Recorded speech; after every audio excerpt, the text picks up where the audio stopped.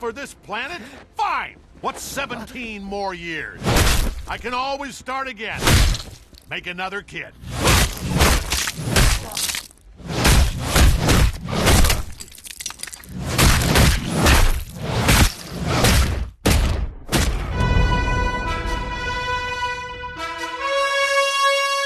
Imagine you're born on Viltrum. You're raised on a planet where when you turn into an adult, your parents come and beat you to the brink of death.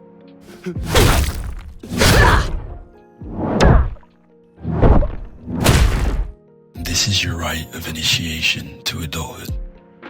If you can survive this beating and put up a good enough fight,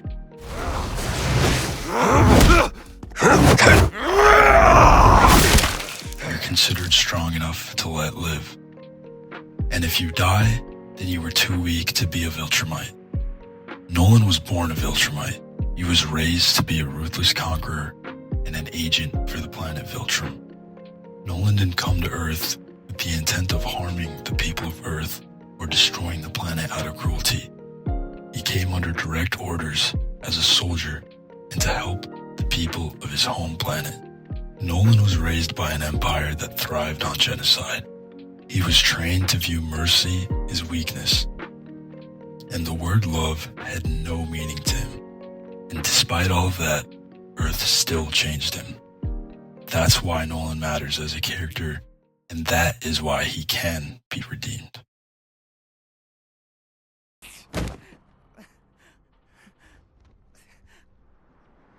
How could you do this? That was your fault. Your stubbornness against the inevitable killed those people. How many more need to die, Mark? It's up to you. And what were they doing with those fragile little lives anyway? Listen to what I'm saying. You know in your heart I'm right. Right? About how pathetic and pointless humanity is? Is Mom's life worthless? In the grand scheme of things, yes. No. You see what he did, bro? This guy, Nolan Grayson, has committed mass genocide across planets. He murdered the Guardians of the Globe in cold blood. He killed thousands during his fight with Mark, and he used Mark as a weapon against civilians during that train scene. On top of all of this, he manipulated and lied to his family for decades. He nearly beat Mark to death. He helped the Viltrum Empire conquer God knows how many worlds, and he destroyed so many cities, so many people. He single-handedly destroyed how many Flaxons, and he supported that authoritarian mentality that Viltrumites all have. He even emotionally abused Mark, where he mocked human compassion. He tried to break him mentally. He reduced humanity to disposable things, and worst of all, this dude called Debbie, his wife, a pet. Alright, let's break this down one by one. Any planets that Nolan had conquered or helped to conquer were a thing of the past and a thing of Viltrumite conditioning. This was before Nolan was on Earth, before he met Debbie, and before he had Mark. This was Nolan as a pure Viltrumite and thousands of years of Viltrumite conditioning. As for the Guardians of the Globe, the deaths in Chicago, and using Mark as a weapon during that train scene, none of that can truly be justified, but it's important to note that Nolan felt compelled to do these things. When Mark got his powers, Nolan knew he had to kick things into high gear and begin his mission. He had to kill the only people on Earth who had a small chance at stopping him. As for manipulating and lying to his family, the only thing that Nolan really lied about was the true nature of Viltrumites and what his mission really was. His day-to-day life with them was still the same. He still loved for them, and he still cared for them. None of that changed. The Flaxons were on Earth trying to take over the planet, and they were killing hundreds of human beings. And though Nolan went and stopped them for selfish reasons, it doesn't change the fact that it helped Earth and humanity a lot. When Nolan and Mark were fighting in the final episode of Season 1, this was Nolan trying his very hardest to push himself to complete his mission. Even after beating Mark nearly to death, Nolan stops. He began to shed a tear and he flew away, unable to look back.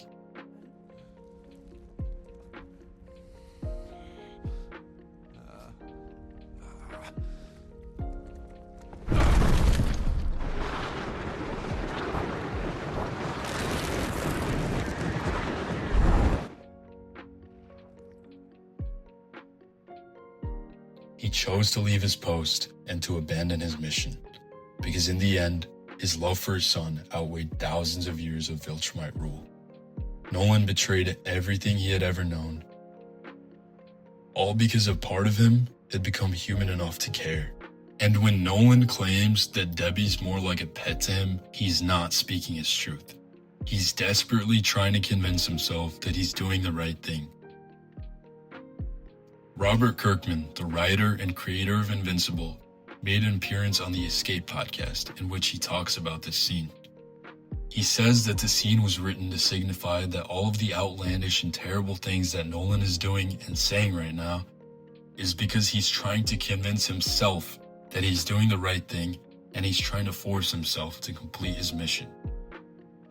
I mean, okay, even if I do accept this as like a redeeming quality, you really have to understand that this dude killed that many people on Earth, destroyed everything, including his own family, and then proceeded to run off to Thraxa, and then got with another woman despite still being married to Debbie.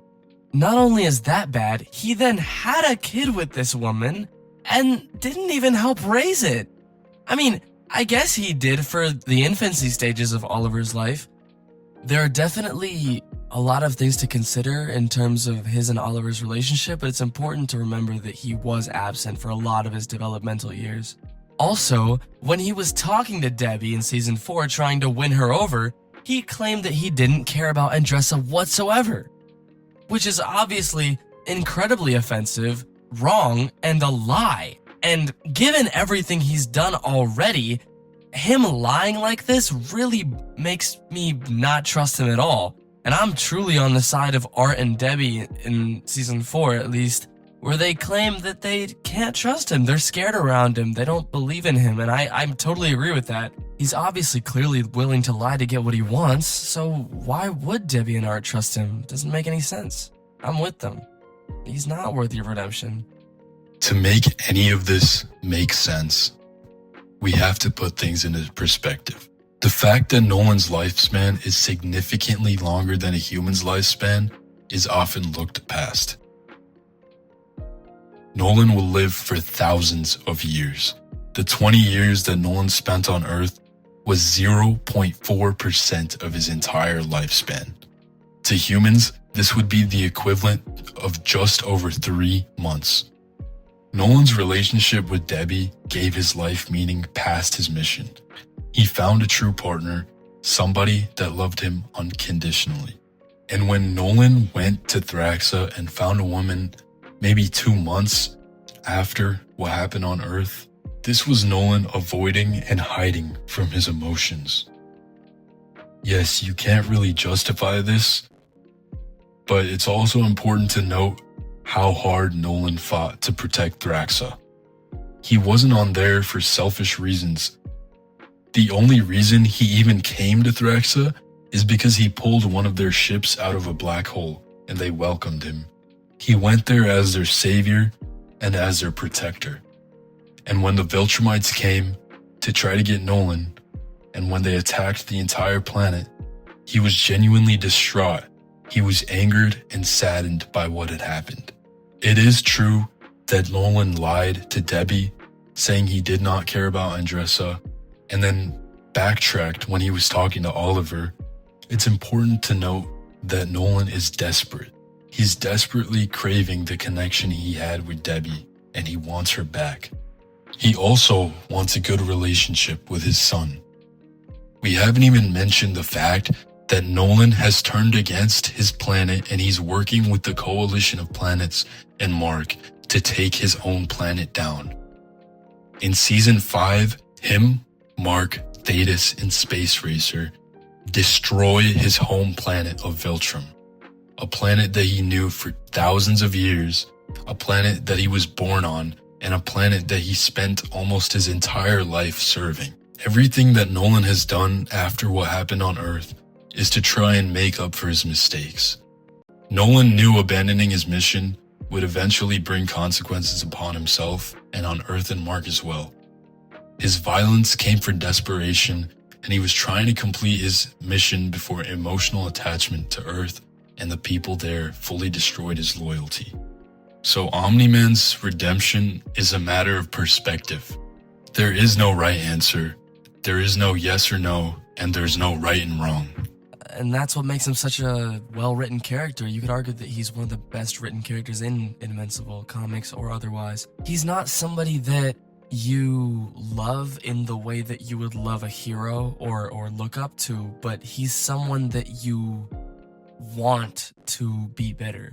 And he's someone that no matter what he's done, you develop this unconditional hope that he can be a hero. Thank you so much for watching the video. My name is Shrey, and this is our first video on this channel. Much love to everybody watching. This channel is run by me, Shrey, and Arush, and we're gonna work super hard for the next long time. We're gonna bring you some quality content, and it's gonna be awesome. Stay tuned for more videos. The next video will be an analysis. Well, the next video is being planned to be an analysis of the new Lego Batman video game, so stay tuned for that. If you did enjoy, please be sure to like, subscribe, share, put people onto our channel, because we're going to be dropping some crazy stuff very soon. You guys are the best. This has been Loose Cannon Reviews.